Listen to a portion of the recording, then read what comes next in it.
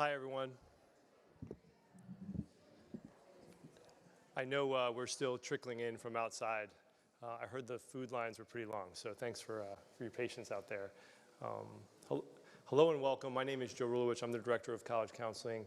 And on behalf of the College Counseling team at Peddie, which includes Lisa McClellan, Grant Edwards, Sarah Venanzi, and Ann Weisenberger, I want to thank you for joining us tonight. Some of you, as you kind of come in, and you can come all the way downstairs as well. There's more seats down here. Wherever you're joining us, whether you're in person today or kind of watching the live stream from a couple different time zones away from Hightstown, we're excited to see a lot of families representing all of our different grade levels, which is great. And a couple of students have also snuck into the room, which is also great too. I want to first acknowledge our senior and post-grad parents who may be with us or watching online, many of whom are experiencing the college search and application season for the very first time. Deep breaths. Welcome to October. Who are the senior parents in the room? Can you raise your hand, Sharon? We could tell. You didn't have to raise your hand. We could see it in your faces. Your kids are certainly busy, as I'm sure you are as well. But they're doing great as we head into this perfectly timed and wonderful long weekend. Hopefully they have a chance to recharge and reset while they're doing a lot of writing and revising of their applications. But thank you for joining us in their college search adventure. And we are honored to support them as our oldest Falcons as they really kind of fight for their Falcon fit when it comes to college. For our parents and families of 11th graders, who are my 11th grade parents? Not yet, but almost. We're really close. We're gonna see you this winter. We'll start working with your juniors in December fully. So it's great to see some of you here today. But we're coming in December and January. And how about my 9th and 10th grade parents? Oh, there you go. Yeah, not quite yet. I say that in all kind of sincerity because we know that for all of our parents, it's important that we're visiting with you and talking with you, but we like to protect our youngest students as long as we can from the college search. Doesn't mean they can't kind of do some research and go on some visits, but when it comes to kind of the process, we want to try and protect their spirit, especially with their Peddie spirit. So hopefully they're doing Peddie well at this time. Okay, so this is the point of the program where I was about to read an amazing introduction for our guest speaker, Miss Leslie Davidson. Unfortunately, Leslie turned her car around on the Pennsylvania Turnpike about 2 hours ago to take care of a family emergency, so she's unable to visit with us. So you're going to get me tonight, and you should know a couple things. The whole college team is here, and this is actually the first time in my 20 years at Peddie that we've invited our entire parent body, all grade levels, 9 through postgrad, to just spend time with the college office. We've usually had a speaker, so if you've attended this in the past, you know that we've invited usually a dean or a vice president of enrollment to join us for the Friday evening of family weekend. We've never spent it just with the college office. So kind of looking at this as an opportunity, this happened about two hours ago, and as I was trying to prepare kind of how we would handle tonight, I was walking over, and I passed one of your parent peers, happened to be a senior parent, who was driving out of campus, and I said, oh, well, I see you in 45 minutes, and she was like, no, I'm going home. I'm not coming. And I'm like, oh, okay. Kind of put me a little bit of perspective to say, okay, well, all right, this I can kind of relax a little bit, because not everybody's coming. We're one short tonight. Although she could probably join me up here and help with a lot of expertise. I want us to do a couple things together, and we have a short time together before the main event, which is hopefully many of you are going to walk over to the Science Center to see the EXP poster night. We're kind of the appetizer for our students. So we're gonna have a pretty hard stop at 8 o'clock so you can make it over for that wonderful presentation. But I'm hoping that this is going to be interactive. I have some slides I'm going to share with you, including a slide or two that Leslie had prepared. She promised that she's gonna come to campus, maybe in the spring or next fall. But there's a couple slides I wanted to share because many of you participated in the survey that she shared with y'all, and some of those responses are really interesting. So we're going to share a few of those. But I just want to first kind of this is our team. Many of you know us already, perhaps in different capacities, because in addition to being full-time college counselors, we are also full-time Peddie folks in the dorms, on the fields, all over the place in our community. So many of you know us already, just may not know us in the capacity as our college counselors. I would be remiss if I didn't kind of brag about this group. This is as student-centered a group of professionals at Peddie that you're going to find. They're remarkable in terms of the scope of the work they do with your students, but in particular, the amount of effort and energy they spend into getting to know your students. They're exceptional at that. And if you've heard us talk before, one of our main responsibilities for your children is as their storyteller. And we have some amazing storytellers. We're story listeners first, and then we're storytellers, which is an awesome and humbling responsibility that we all kind of shoulder. But I get to work with a really amazing team. So I'm going to step away from the microphone, and I'm going to use this microphone.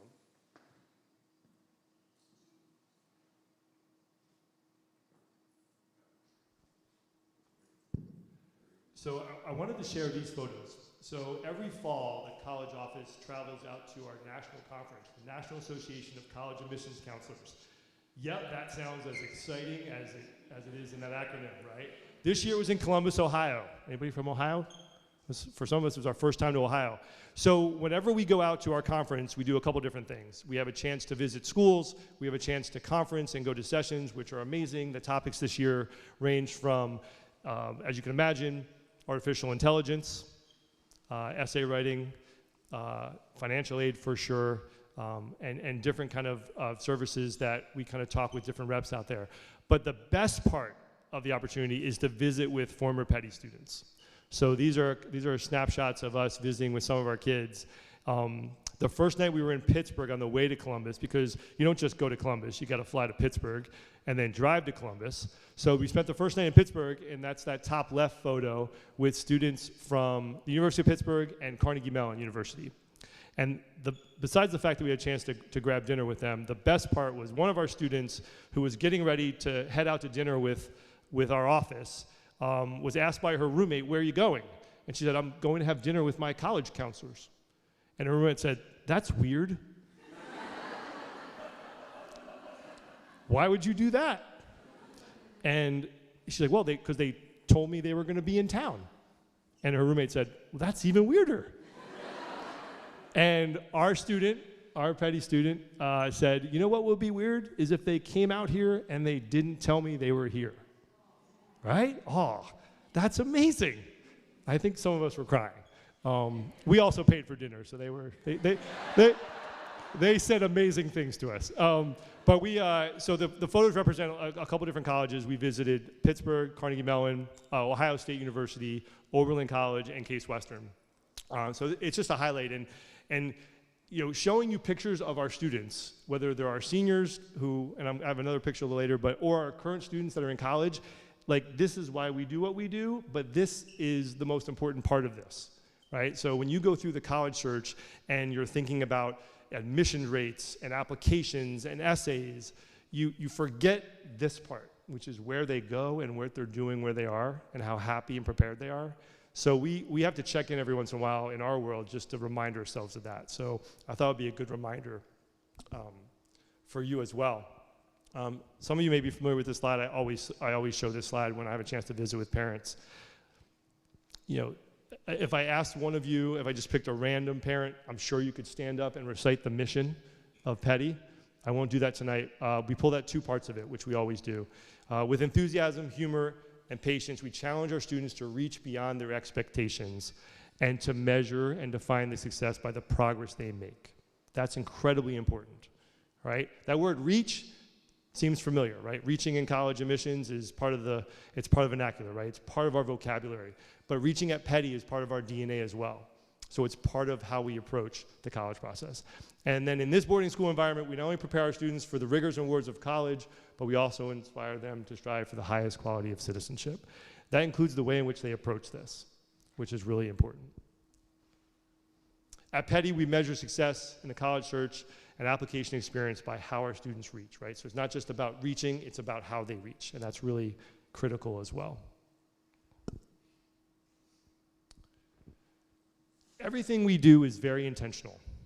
So if you're a senior parent, you know that you may have been chomping at the bit to start with us, but we held on until December of their junior year, and we do that intentionally. We think that's when they're best prepared. That's when our students are best prepared, right? We think that's when they're most ready, all right? You may be ready earlier than that, but we think that's when they're ready to jump into this. And we're very purposeful and aspirational when it comes to how we start those conversations. The first conversations we have with your students are about your students. It's not about college, right? It's literally about your students and their experience at Peddie. Everything we do is aligned with that mission. So hopefully, when we think about the college search, which is the capstone experience for our students, when they think about life after Peddie, we're building on all the things that they've done at Peddie. And while there are 5 of us in the college office, we are part of a greater community of team, adults and faculty members and coaches and advisors and mentors in the Peddie community that support your students along the way, okay? And this last part, guided by thoughtful reflection, thorough research, and tough choices, that third one, tough choices, is where we are right now with many of our seniors, making some tough choices between kind of different options that they've been researching and reflecting on since they started with us last December. And this is just one of our favorite quotes. So this is Jerry McCory, who is the founder of SCORE, which is the platform we use for our applications. At the heart of this journey is self-discovery, understanding and appreciating one's distinct talents to pursue pathways that align with their strengths. What are our kids good at? And how do we support them in finding the right fit that really matches with those strengths? Okay, I'm gonna jump around a little bit here because I wanna jump, that's too far. That's too far. I wanna jump to this slide right here. Trends, and this is where I hope we're gonna kind of open some things up. So I want you to kind of quickly digest this slide, and then I wanna go through these 4 trends, because I think this will lay the groundwork for some conversation and some questions that you all may have, okay?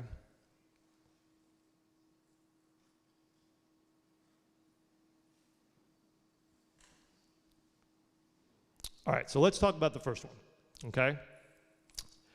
Also, we're gonna share this presentation with y'all. So you're welcome to take photos, but we're gonna share with you so you have it, okay? So one of the things that we've been seeing, and this is not just a local trend, but the kind of migration of our students who go to a pretty small independent school, looking at larger state universities south.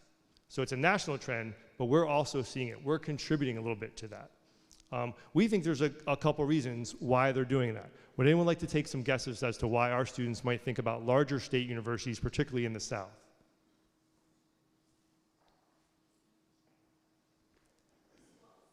All right, so athletics, right? Kind of big time sports, right? TikTok is a real thing, all right?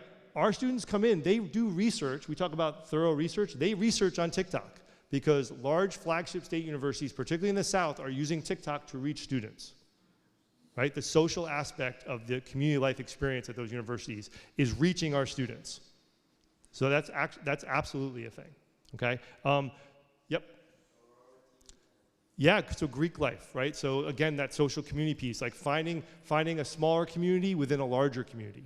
And one of the things we found that the larger communities, there's an anonymity in the larger communities that some of our students are looking at, particularly coming out of COVID. I think that's one of the national kind of trending pieces that some of the research has found as well.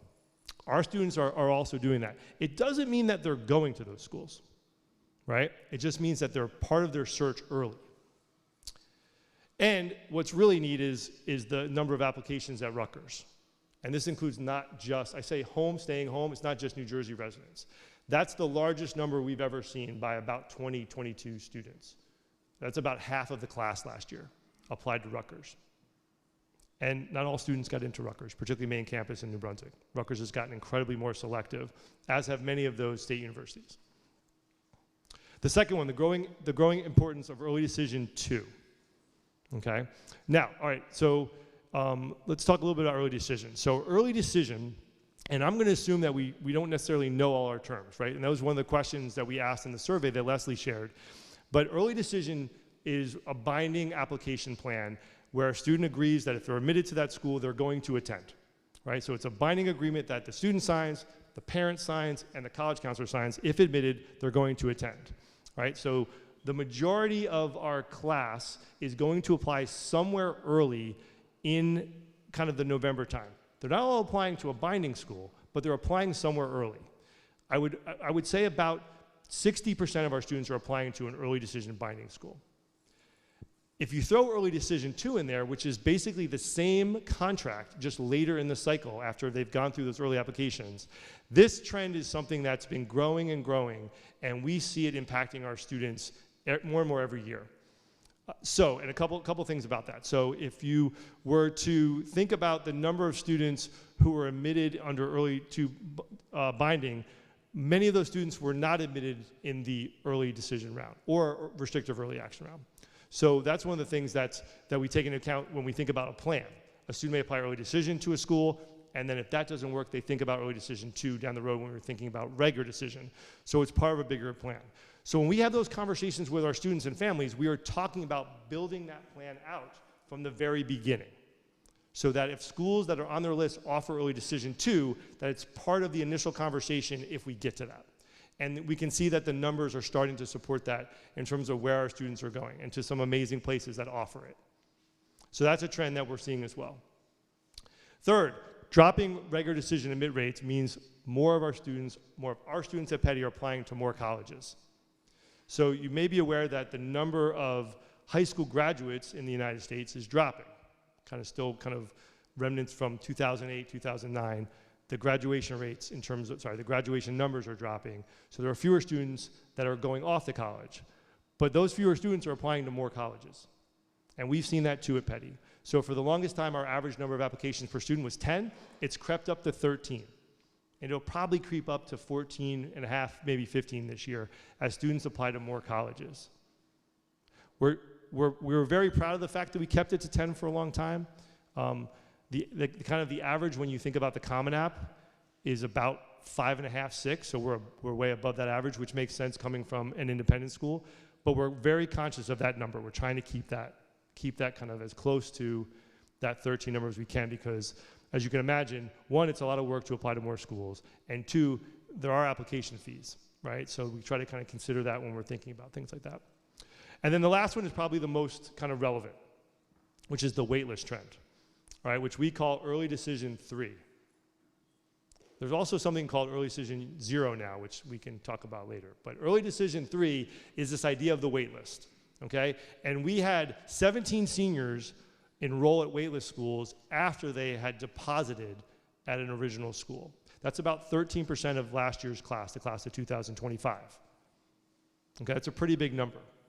Okay, we had 2 of our seniors come off waitlist in July and attend those schools. So this idea of a very long kind of runway into the early parts of the summer is actually a real thing for a lot of our students. So it means that the marathon has gotten a little bit longer for some of our students who are considering schools. And the strategy of the wait list is also something we're paying attention to, okay? And I think that's only gonna grow as colleges kind of use that as an enrollment strategy on their end. Okay. I would love to open up some questions because I just kind of gave you a ton of information, but we have some microphones. So we're gonna kind of share some microphones so we can all hear and the recording can hear and we can answer them, so. Awesome, we got one up top, Grant. So there are no questions that are off limits. All right? I'll say that again. Any question that you think sounds interesting, we're going to entertain. Okay? Yes? Yes. The question that I have is that on your last statement about many colleges using the wait list as a strategy, can you just share with us what you mean about that and double click on that? Okay, so I'm going to use this as an example to lead into that answer, which is there are a number of schools. I'm going to give you a specific example. So one of the first schools to go to the wait list last spring was Boston University. Okay? If we have any Boston University alums here, you should be proud. It's an amazing place, and they're smart. All right? So Boston University went to the wait list pretty early, and we had 4 students pretty quickly get offered spots off the wait list. most of whom had applied regular decision. Okay, so they applied regular, which is the most competitive plan, and had been waitlisted.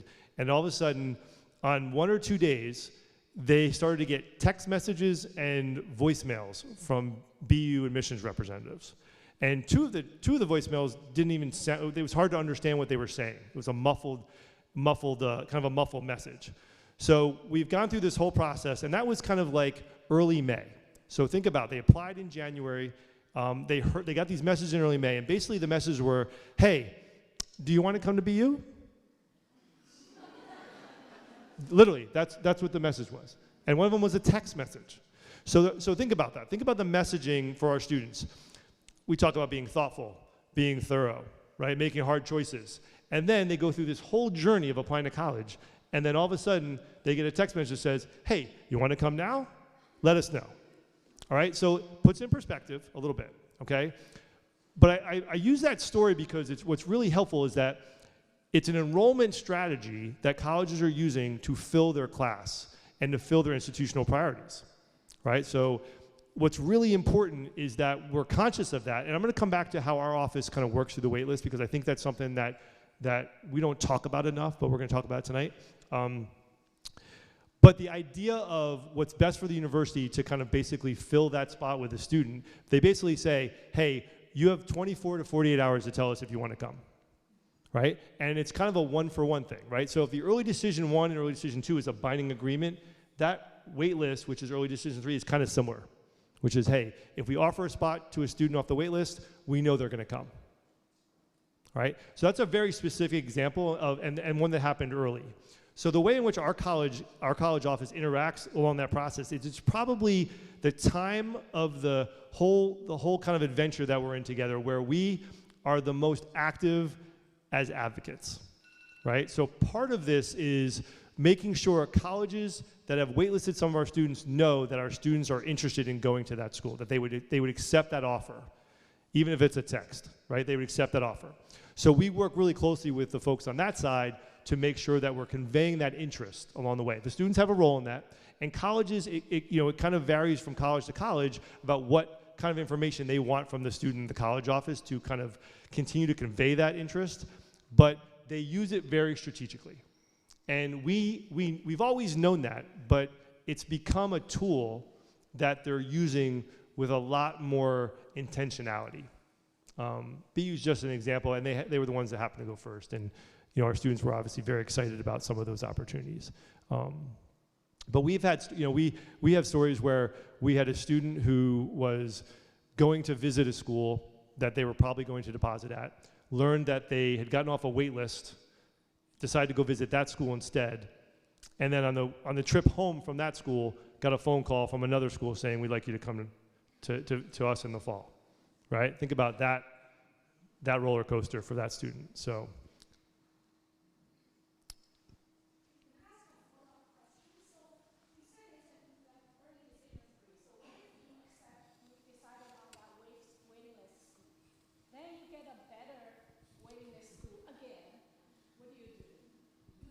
Yeah, that's kind of the example that we were just kind of talking about, right? Yeah. So kind of like the idea of leveraging some things up, right? So the conversations that we have throughout the year with students really depend on kind of where we are in the cycle. So if we were to fast forward all the way out to the waitlist conversation, hopefully, if we've done this right, this is the extension of a conversation we've already had, right? We've already talked about this school at some point, or these schools at some point. So the idea of saying, which is the one school I want to go to if I get off the wait list, we kind of try to identify that school and then kind of plan around that, knowing that it could be, there's some volatility to that. So they could accept a wait list, and that happened last year. A student was deposited at a school, got into a wait list school, deposited that school, and then a week later got off another wait list, right? So, the kind of like the ground beneath our students' feet can feel a little shaky. And those are some of the most important conversations we have down the stretch. Because you can imagine that these conversations are, when are these conversations happening? They're happening in May, right? What else is happening in May? You're way ahead of me with graduation, right? We got 2 weeks of AP classes, AP exams, right? That's the first thing. But all the senior stuff's happening, right? So like they're just kind of unsettled, right? And that's the part that's probably the hardest for us, is to kind of support them as they go through that kind of period, because more seniors feel unsettled, all right? So if I were going to jump, I kind of showed you that picture of the class. Some of you may have seen the senior class from last year. Let me jump to it really quickly, because I think, oop.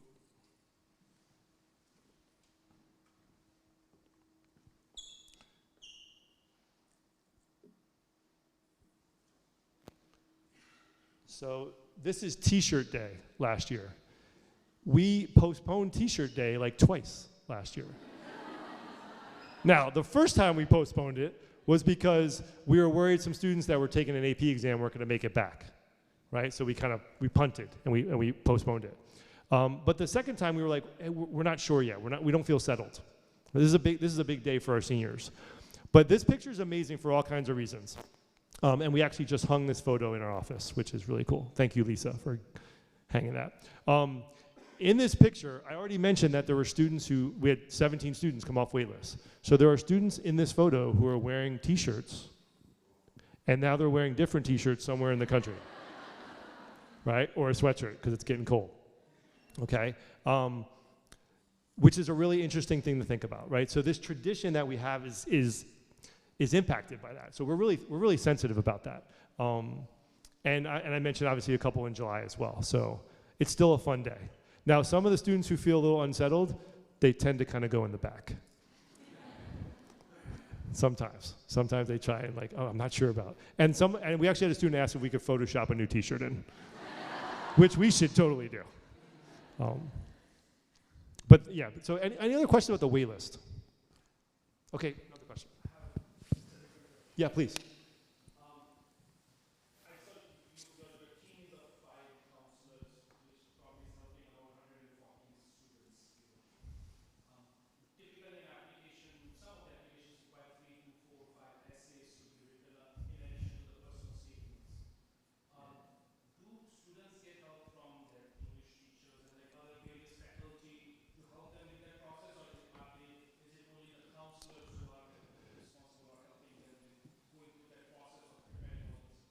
Great, thank you for asking that question. And again, I go back to my welcome to October comment earlier, because that's where we are right now. So the question is about like who supports the students when it comes to all of their essay writing. We tend to serve as a point person initially with probably a group of English teachers. I think like probably we're the first two sets of eyes that get on ideas, not even just drafts, but ideas. We work with the juniors in the spring. We do a couple sessions of essay workshopping, one in particular, which is a brainstorming to kind of jumpstart them. We work really closely with the English department. For those of you who are senior parents, you know that your students wrote an autobiography in 2 parts during their junior year. That's not meant to be a college activity, but and it's not the same type of writing as they'll write for the college application, but it's a great foundational piece. So the short answer is there's a team of us that help. We serve as the point folks, particularly when it comes to the supplemental writing and the supplemental essays, which are really about fit. So every student is going to write a personal statement, which is between 500 and 650 words. We're very good at cutting essays. It's like a superpower that we have. But that one, there tends to be a team around. Sometimes they share it with you all as family, as parents. Not always, but sometimes. There tends to be a team supporting students with that. But when it comes to the supplements, which are very school specific, it feels like we work a little bit more hands-on with students than maybe some other teachers or coaches or mentors and things like that. But a full support network around the students as they're kind of going through writing. Some colleges don't have supplemental essays. The students love those schools. And can anyone name any of those schools? Northeastern is one of those schools. Rutgers, University of Virginia is one of those schools. So they tend to be popular because, I'm applying to Northeastern, there's no supplement. I'm like, okay, let's back up a little bit and talk about why.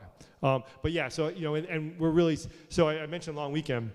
You can imagine a lot of writing this weekend for students. So we'll be reading essays all the way through. We'll be doing our own writing as well, but we'll be reading essays and revising essays all through the weekend.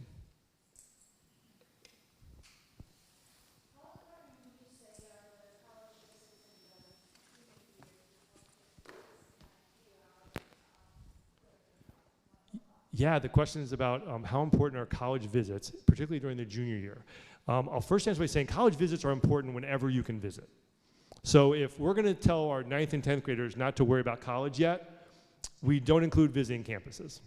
If you're driving somewhere or traveling somewhere with a younger student and you want to jump on a campus and see a campus, that's awesome. It's the best part of this whole thing.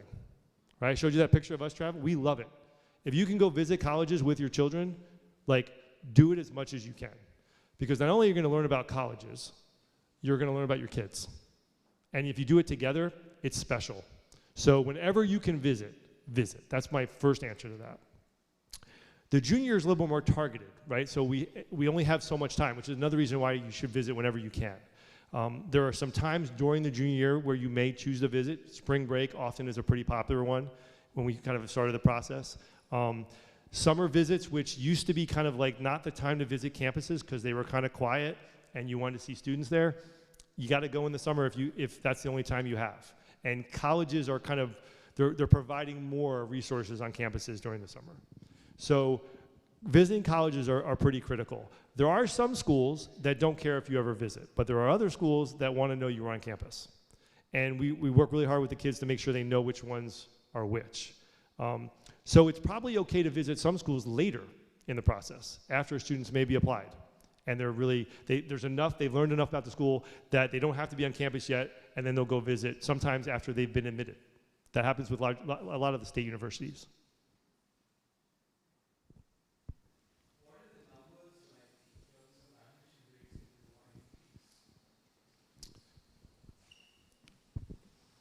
in the It only took 39 minutes to get that question. Okay, so the question was very specific about admission rates at Ivy Leagues, right? So I'm going to go back to a slide. Thank you. I'm going to go back to a slide. I actually really appreciate this question because the question about how our students do in the admissions process at the most selective schools is a really important question to ask. All right? You should be asking that question. I just want to reframe it a little bit in terms of the type of schools you're thinking about when you think about our success rates of outcomes at schools. So this information, this is based on 3 years, okay? And some of this information might surprise you, right? Some of the schools as you're looking through this, right? So we tend to think about how our students are doing at schools where the admit rates are extremely, extremely low. And if you just focus, because I know everyone went to the top line, right? Why wouldn't you? I should put it at the bottom, right? So schools that had that, and this is information reported by the institution, okay? Had a great question from a board member recently and said, hey, how come you're choosing to share this information this way and not using rankings, right? There are all kinds of rankings. Inside information, we don't talk about rankings at all in our office. Right? So if you come into our office and ask about rankings, we're going to offer you coffee, all right, or hot chocolate, right? So we started to think about institutional information about admit rates, and there's a couple things about this slide, okay? That's actually a pretty impressive number, all right? That's not us, that's your kids, right? And it's not just because they got in, it's because they approached the process the right way in so many instances. But you're probably surprised to see some schools on there. Remember I mentioned Northeastern, right? Would you expect to see Northeastern as a below 10% admit rate? If we're paying attention over the last 5 to 10 years, you would, because they just raised the number of applications they've received because they don't have a supplement. Strategic, okay? And obviously there are some folks in there. If you take 15% or below, it's about 50% of each class that goes to a school with an admit rate like that.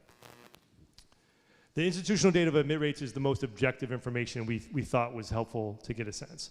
So, but I don't want to miss the opportunity to say, it's not just about admit rate, it's about fit, right? And if you were to take a deep dive into the successes of admissions, particularly if you looked at the class of 26 in December and say, okay, well, who got in early decision, who got in restrictive early action, and said, okay, 4 out of 9 students got in. If you're only looking at that number, you're missing a lot of information and nuance.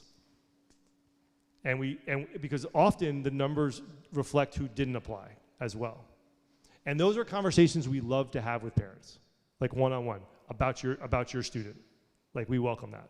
So please bring that to us, all right? So that was an amazing way of not answering that question, okay? But those schools, those Ivies are in there. And this reflects where our students, this is a matriculation list, I should also say, right? So this is a matriculation list, not an admission acceptance list, right? There are schools that aren't represented where our students chose not to go over the last 3 years. Any questions about this slide in particular? Yeah?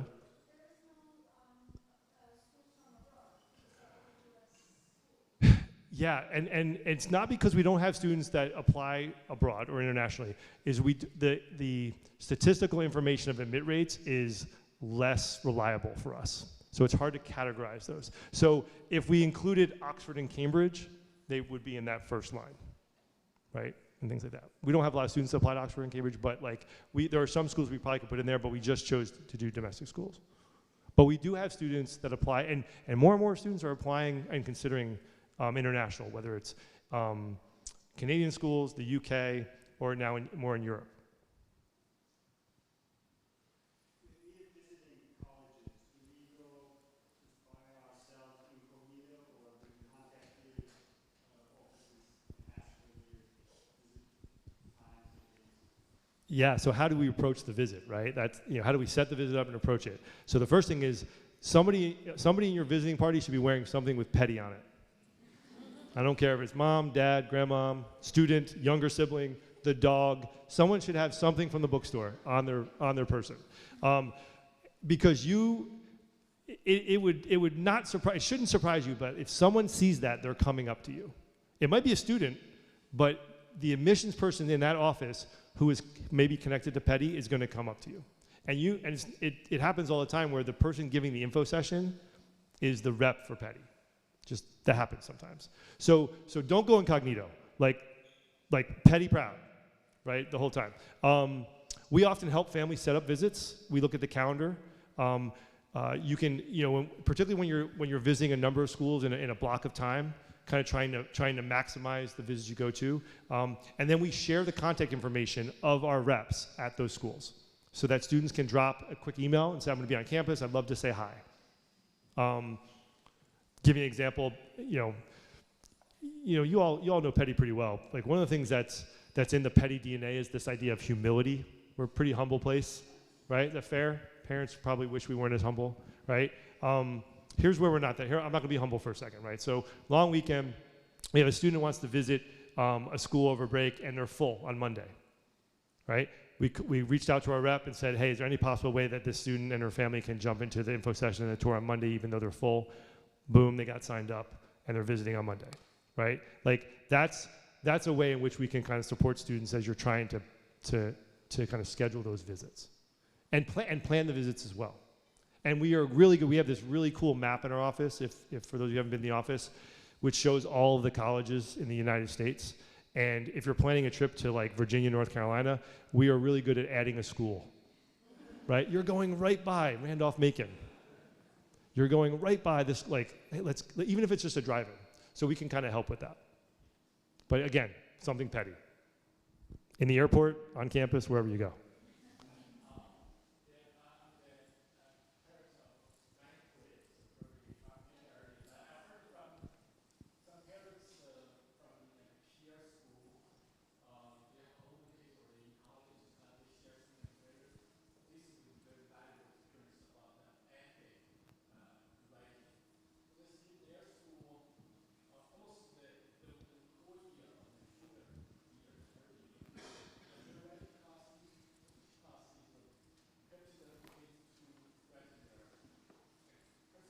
Yep.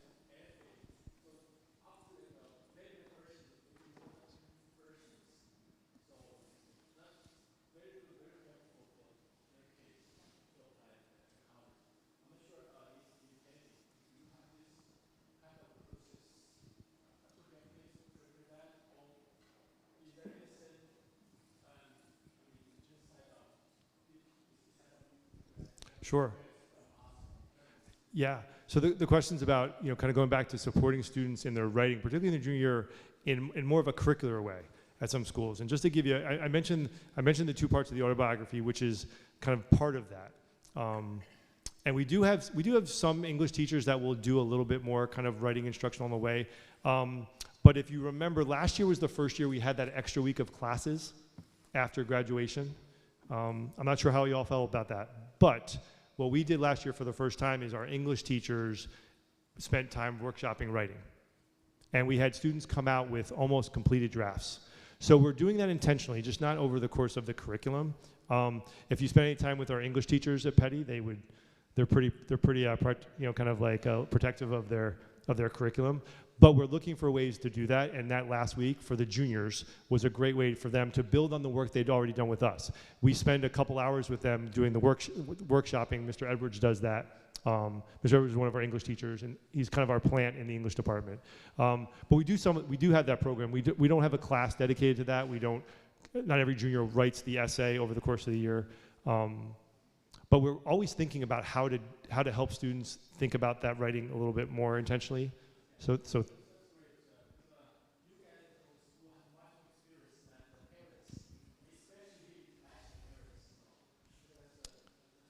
yeah, I had a parent in my office today say, can you just say this to him because he won't listen to me, and if you say it, and I said, yeah, I'll do that if you can do the same thing with my 9th grader, right, who doesn't listen to me.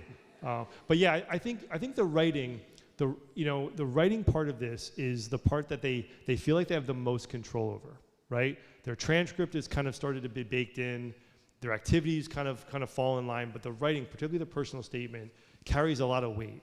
And we try to do two things. We try to really help them develop that story, but we also want to take the temperature down in the essay because the essay is important, but it's not the most important thing. Particularly at this time of the year where they're stressing about it, we want to make sure that they're putting it in the proper context. But thanks for that, because we're always thinking about how to help, particularly our juniors later in the spring. I'm going to go back. Okay, this might not be an easy question to answer. So what's Peddie's philosophy about if there are an increasing number of students applying for the same college? From one perspective, you don't want to put all your eggs in one basket, but from individual perspective, everyone's got the right and the freedom to apply for a particular school, right? So what's your office philosophy about this? Do you do anything about it at all? Sure. We often get asked a version of the question, do you help students shape their list with regard to the decisions they make where they apply in comparison to where other students are applying, right? Are you kind of like shepherding or steering students in certain directions? And the really quick answer is no, we don't. We focus individually on every student. And we get that question a lot because it's a very fair question because Peddie's an amazing place. It's a very small community. And one of the things, if I put another trend up there, is our students who are really empathetic, caring individuals care about each other, right? So before I even think about the parent part of that question, our students ask that question because often they don't want to be competing with their friends in the same applicant pool. And they say it so thoughtfully and sincerely. Right? Well, I'm not going to. Sometimes it's like, well, I'm not applying there because I'm definitely not getting over my buddy because he's way stronger than me. But it's more than that. It's a really thoughtful question, which is not dissimilar from the parent question, but the quick answer is no. We would never kind of steer a student away because we think the existing pool needs to be kind of thinned out a little bit. I always say this, for years it was Penn. It doesn't feel like Penn anymore, but every fall we would get a question, hey, is it true that 25 seniors are applying early decision to Penn? It was always like 25, right? It was like 25. And it was never more than 13 in my 20 years here. And usually it's around 9 or 10, and it's shrinking as kind of like, as we think about the list of schools. So, that doesn't reflect kind of steering of students. So we're really careful about supporting students. And if you've gone through this with an older student before, so much of this is actually about applying, right? Like we spend a lot of time thinking about where I'm going to get in, how hard is it to get in, but a lot of times the students are like, I really want to apply there, right? And most of the time they can articulate why. But making that decision to apply somewhere is personal. It's special, right? So we honor that by having that conversation. There will be times when we kind of have really honest conversations about, hey, let's think about this choice, right? Let's think about this choice. We can't have those conversations unless we've built trust with students starting in December of their junior year. It's why we don't talk about college right away, right? Now, students sometimes talk about college with us, and we deflect, and we offer them hot chocolate. But we want to make sure we're getting to know them so that when we can have harder conversations, which includes parents, that we have that trust built in, that we have their best interest. So from a philosophical standpoint, it comes back to the individual student. You know, we have lots of students who are looking at 2 schools, and they want to know where do I have a better chance? That's the question, right? And we look at data, and sometimes the data is incomplete, and the data is really unreliable, particularly more so than ever. So we look at that, and then we say, well, all right, let's think about fit. And I'm like, okay, have we written the supplements yet? No, I haven't written the supplements yet. All right, so this weekend, over a long weekend, you're going to write both sets of supplements. And both of these schools have 6 supplements. So here we go. And then we're going to share those. And sometimes one set of supplements makes the case. Wow, you really seem to connect with the writing in these supplements. That's telling me something. Is it telling you something? So we have those conversations along the way. And then as soon as we make a decision about what we're doing, we become the biggest cheerleader, right? Even, you know, so we never want a student or a family to feel like we're not supportive of that decision. And then what's the rest of the plan? Like, what else are we doing to support all the way through? So we had an online question that just was hoping to get some clarity on the connection between the selectivity numbers up there and the student numbers up there. And so does the fact that there are 154 students under that students column on the top line, Joe, does that mean that that's how many students in the last 3 classes are at that level of selectivity schools? Yes, that's the matriculation list. This is in a different form. You know, there are some schools, you may have seen, there are some schools that report kind of an acceptance list as opposed to a matriculation list. We don't do that, we've never done that. So the matriculation list, which again, this is the best matriculation list that we publish, right? You can see our matriculation list alphabetically if you want, it's online, but like this is the one we care about the most. And if you looked at our matriculation list, has anyone studied last year's matriculation list? Raise your hands. Anyone looked? Anyone know what the first school is on the class of 2025? It starts with A. Adelphi,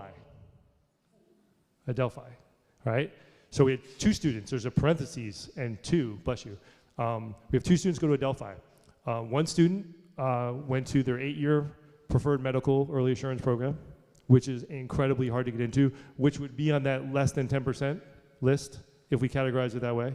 And the other student got a full athletic scholarship to play their sport, bless you. Right? So we're proud of that. We're proud of that A, right? Now everyone's going to go look at the matriculation list. In the back.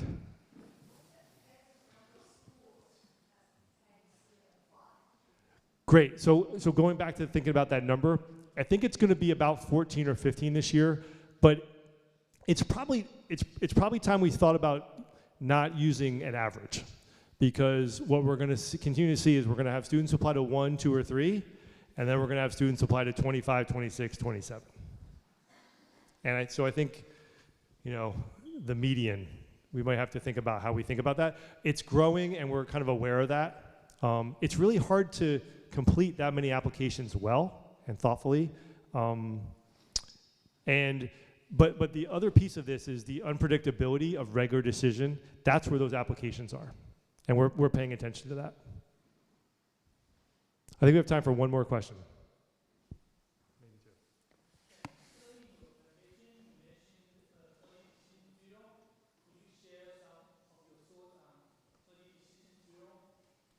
Yes, early decision 0. Does that sound familiar? Raise your hand if early decision 0 sounds familiar. So, early decision 0 probably most recently is connected to the University of Chicago. And I'm going to back up. So if Leslie Davidson were here today, one of her slides, I'm going to show you one more slide from her, would talk about institutional priorities and institutional tools. Early decision in general, any application plan is an institutional tool. So early decision 0, particularly for Chicago, is the opportunity for a student who has a connection to University of Chicago previously. Student attended a summer program. They offer this idea of almost like an early rolling early decision option. So a student can potentially apply in early September to Chicago. And if they get into Chicago, they're going, and they're done. And then we don't see them again until the picture. It's sad. We actually see them before the picture because we make pennants and we give them pizza, all right? Wake Forest also has a rolling kind of early decision 1 round, where if you apply early enough, you get a decision. So what that means is if you don't get into that early decision 0 or rolling, you can then apply somewhere early decision 1. And if you don't get in there, you can apply early decision 2. And if that doesn't work, we got the wait list, 83. So I think that we're going to see more of that, because that's an enrollment strategy on the college's part. So I think, and you should know, we're all kind of fighting that wave to kind of protect and support our students. All right, one more question, please.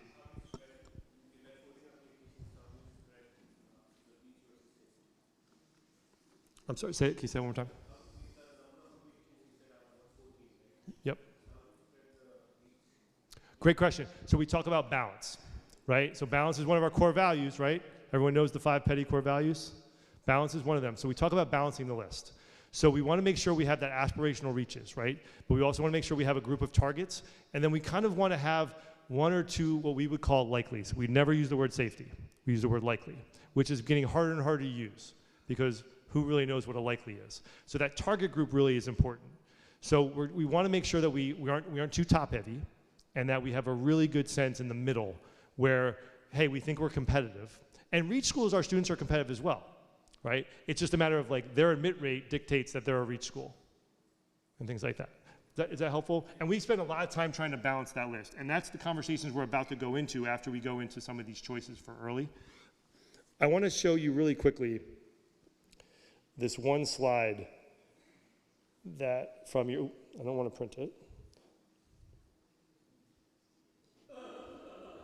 Yeah, wait till it gets bigger. Okay. I just want you to take this with you, okay? So again, this is you speaking for your children, right? So who knows?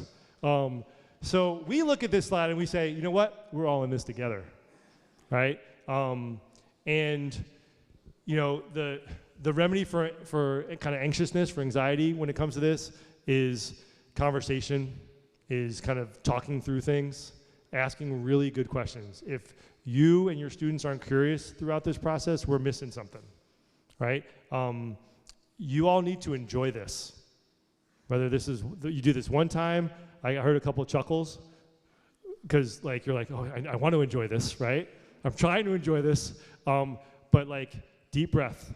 This is an amazing experience that's the culmination of the 4 years at Peddie, but it's not the most important thing. It really isn't. It's really important. It's really important. It's going to be stressful because important things are stressful. But you know, when we learned that Ms. Davidson wasn't going to be able to join us today, my first reaction was, okay, Miss Rodrigue always says champions adjust, right? Champions adjust. She didn't actually say that. She wasn't the first person to say that. Billie Jean King actually said that. But she also said that she said pressure is a privilege, right? So stress is important in this because it's going to push our students to grow, and we want them to grow through this. It's one of the most impactful experiences they're going to have at Peddie. It just happens at the end after they've kind of figured out a lot of things, and we're here to support them all the way through. No matter if you're in the orange with all of us or you're by yourself in the blue, all right? We're here for that. So one more question to take us out.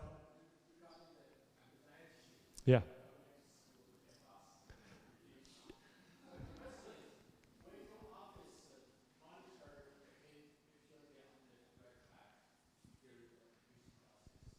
Yeah, for sure. So as you can imagine, every student's a little different in terms of how they organize themselves. So we work really good. We have a template we use for the students who need real organization. Some of your students already have that.